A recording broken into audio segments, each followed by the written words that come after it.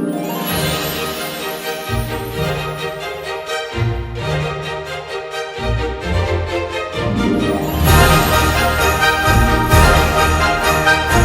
Friends, welcome to ஆசை தோசை தமிழா. வாங்க, இனி நம்ம சேனல் என்ன பார்க்க போகிறோம்னு பார்த்தீங்கன்னா, காசு நிற்கிற போண்டா தான் பார்க்க போகிறோம். அதுக்கு தேவையானதெல்லாம் எடுத்து வச்சுருக்கோம் பாருங்கள். ஒரு வெங்காயம், பச்சை மிளகா, கருவேப்பிலை, புதினா, அப்புறம் 100 கிராம் கடலை மாவு எடுத்து வச்சுருக்கோம். ஓகேங்களா. அப்புறம் காசு நிற்கிற வாஷ் பண்ணி குட்டி குட்டியாக நறுக்கி வச்சுருக்கோம். நம்ம இப்போ ஒரு பாத்திரம் எடுத்துக்கலாம். நல்லா ஒரு அகலமான பாத்திரமாக எடுத்துக்கோங்க. அதில் இப்போ நம்ம கட் பண்ணி வச்சுருக்கிற வெங்காயம், பச்சை மிளகா, கருவேப்பிலை, புதினா இதெல்லாத்தையும் நம்ம சேர்த்துக்கலாம். அதுக்கப்புறம் பார்த்திங்கன்னா, நம்ம எடுத்து வச்சுருக்கிறோம் இல்லைங்களா கடலை மாவு, அதையும் இதில் சேர்த்துக்கலாம். சேர்த்துட்டு இதுக்கப்புறம் என்ன பண்ணலான்னு பார்த்திங்கன்னா, நம்ம கட் பண்ணி வச்சுருக்கிற காசு நிற்கிறேன் அதுவும் இந்த கடலை மாவோடு சேர்த்து மிக்ஸ் பண்ணிக்கலாம். மிக்ஸ் பண்ணிவிட்டு உப்பு சேர்த்துக்கோங்க. உப்பு சேர்த்துட்டு கொஞ்சமாக இட்லி சோடா மாவு சேர்த்துக்கோங்க. அப்போ தான் போண்டா நல்லா சாஃப்டாக வரும்.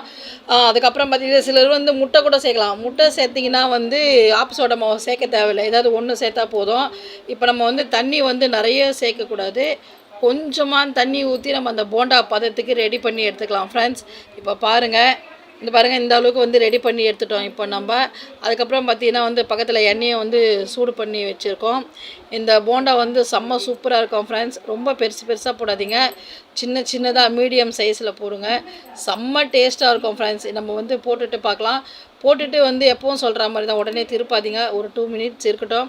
அதுக்கப்புறம் ஃப்ரண்ட் அண்ட் பேக் நல்லா சவுற வச்சு நம்ம எடுக்கலாம் ஃப்ரெண்ட்ஸ்.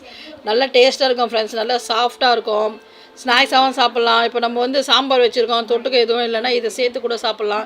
செம்மையாக இருக்கும். அங்கே பாருங்கள், பார்க்குறப்பயே உங்களுக்கு தெரியும் நல்லா ஒரு சாஃப்டாக இருக்குது.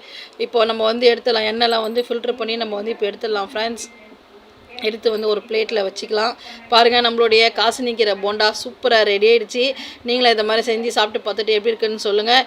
இந்த வீடியோ உங்களுக்கு பிடிச்சிருந்துச்சா லைக் பண்ணுங்கள், ஷேர் பண்ணுங்கள், கமெண்ட் பண்ணுங்கள். ஆசை தோசை தமிழா சேனலுக்கு சப்போர்ட் பண்ணுங்கள். Okay, bye friends. இதோட அடுத்த வீடியோவில் பார்க்கலாம்.